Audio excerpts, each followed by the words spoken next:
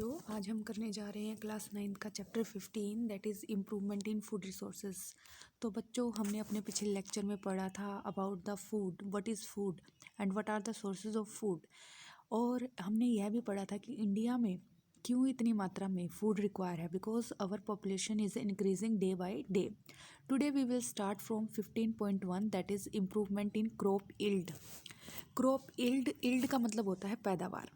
तो जैसे कि क्रॉप, हमें पता होना चाहिए कि क्रॉप कितने प्रकार की होती है, how many types of crop we have. तो crop include cereals, pulses, fruits, vegetables, even fodder also. Fodder होता है चारा। तो सबसे पहले हम बात करते हैं सीरियल्स की। तो सच एज वीट, राइस, मेज, मिलेट्स। तो बच्चों, सीरियल्स होते हैं ना, जिसमें हमारे आ जाते हैं जैसे गेहूँ, राइस, चावल, मेज़, मक्का, मिलेट, बाजरा एंड सोरगम, ज्वार, जिनमें भरपूर मात्रा में हमें क्या देखने को मिलता है, carbohydrate, which is necessary for the energy. और अगर हम बात करें दालों की, पल्सेस, तो पल्सेस के अंदर आ जाती है gram, pea, black gram, green gram, pigeon, lentil जिसे हम मसूर की दाल कहते हैं, जो भरपूर मात्रा में जिसमें प्रेजेंट होता है प्रोटीन। और हमने यह भी पढ़ा था कि components of food, there are 5 components of food: carbohydrate, protein, fat, vitamin and minerals. तो कहीं ना कहीं ये सभी हमारे फूड में होने चाहिए। तो अगर हमें यह भी देखना है कि किन फूड रिसोर्सेज में ज़्यादा अमाउंट में अवेलेबल है। फॉर एग्जांपल, अगर हमें कार्बोहाइड्रेट चाहिए तो हम बेसिकली सीरियल्स कंज्यूम करेंगे। अगर हमें प्रोटीन चाहिए तो हम पल्सेस लेंगे। और अगर हमें फ़ैट चाहिए तो हम क्या लेंगे, हम ऑयल, वो सीड्स लेंगे जिससे हमें ऑयल मिलता है, उन प्लांट्स को हम ग्रो करेंगे। जैसे कि सोयाबीन, ग्राउंडनट, मूंगफली, सिजेम होते हैं तिल, कैस्टर, मस्टर्ड, लिनसीड, तो एंड सनफ्लावर ऑल्सो। इन सभी से हमें तेल मिलता है और इस तेल में क्या होती है, वसा, जिसे हम कहते हैं फैट। इसके अलावा बच्चों, क्रॉप में हम क्या क्या इंक्लूड करते हैं, वेजिटेबल्स, स्पाइसेस, मसाले, फ्रूट्स, जिसमें भरपूर मात्रा में हमें क्या मिलते हैं, विटामिन्स एंड मिनरल्स। तो in addition to small amount of protein, carbohydrate and fats, even इनमें ये भी प्रेजेंट होते हैं दूसरे कंपोनेंट्स, बट ज़्यादा मात्रा में हमें क्या देखने को मिलते हैं, vitamin and minerals. In addition to these food crops, fodder crops like बरसीम, oats और Sudan grass are raised as food for the livestock.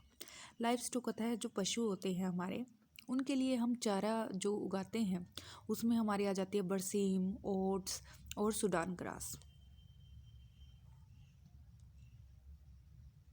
तो आप बच्चों यहाँ पर नेक्स्ट पेज पर देख सकते हैं मक्का, यहाँ पे राइस है, ये हमारा ग्राम है, चना है, पिजन पी जिसे हम कहते हैं, और ये हमारी ज्वार है, जई है, जई, ओट को हम हिंदी में जई कहते हैं। तो ये सनफ्लावर है, ये मटर है। तो ये different types of crops are available. तो फर्स्ट क्वेश्चन यहीं से निकल के आता है, what do we get from cereal, pulses, fruits and vegetables. तो अभी हमने पढ़ा था सीरियल्स के अंदर आते हैं वीट, राइस एक्सेट्रा, पल्सेस के अंदर ग्राम एक्सेट्रा, फ्रूट्स, वेजिटेबल्स, इन सब से हमें विटामिन एंड मिनरल्स मिलते हैं। तो ये सब हमने, इस क्वेश्चन का आंसर इसी के अंदर आ जाता है। अब बात करते हैं, different crops require different climatic condition, temperature and photo period for their growth and completion of their life cycle. आप इस चैप्टर को पढ़ते हुए ये ध्यान रखें, जैसे आपने कभी आपके आसपास अगर खेत हों, किसान जब फसल उगाते हैं, अगर आपको पता है कि सबसे पहले क्या करते हैं, कौन से टाइम पे कौन सी फसल उगाई जाती है, तो यह चैप्टर आपके लिए बहुत ईजी रहेगा। तो आपको पता है कि जो भी फसल उगाई जाती है, किसान अपने खेतों में जो फसल उगाता है वह क्लाइमेटिक कंडीशंस के अकॉर्डिंग चूज़ करता है। टेम्परेचर, फोटो पीरियड भी बहुत इम्पोर्टेंट है, और यह भी डिपेंड करता है कि उस क्रॉप का लाइफ साइकिल कितना है। Photo periods are related to the duration of sunlight. अब फोटो पीरियड क्या होता है कि amount of sunlight the plants require, कि पौधों को कितनी सनलाइट चाहिए। For example, on the basis of photo period there are 2 types of plant, short day plant and long day plant. अब short day plant, long day plant क्या है? Short day plant वो हैं जिन्हें दिन का समय थोड़ा चाहिए और लंबी रात चाहिए, लॉन्ग डे प्लांट वो हैं जिन्हें लंबा दिन चाहिए और छोटी रात चाहिए।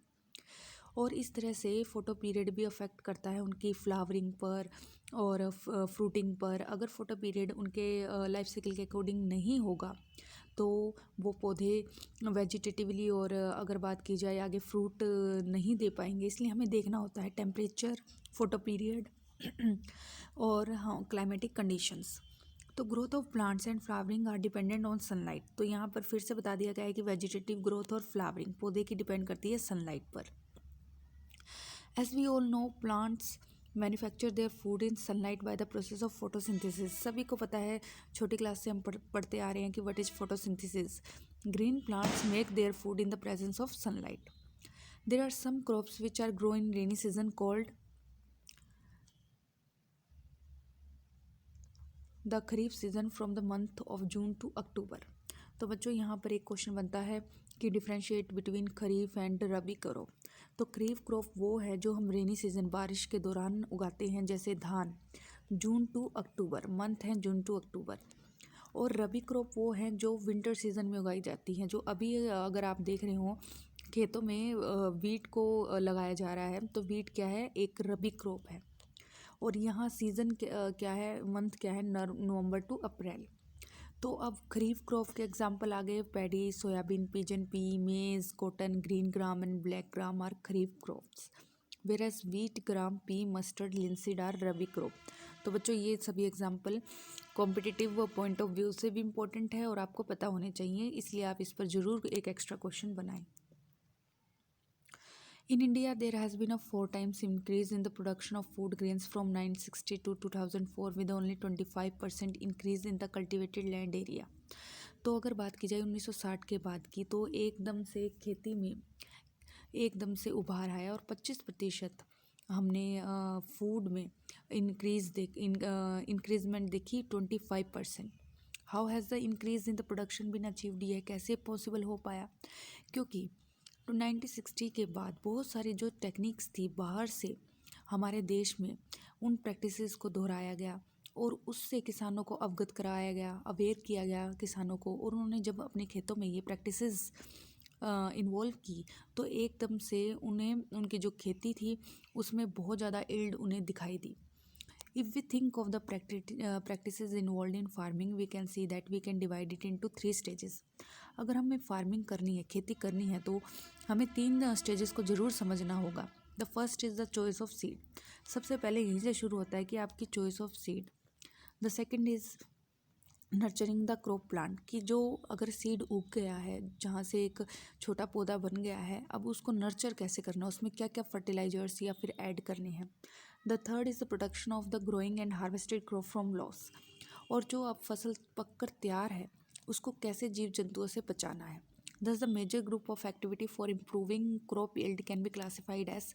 तो यहाँ पर जो फार्मिंग की 3 स्टेजेस हैं, फर्स्ट है क्रॉप वैरायटी इंप्रूवमेंट, सेकंड है crop production improvement and third है क्रॉप प्रोटेक्शन मैनेजमेंट। तो बच्चों इसको हम नेक्स्ट लेक्चर में करेंगे। आज के लिए इतना ही, धन्यवाद।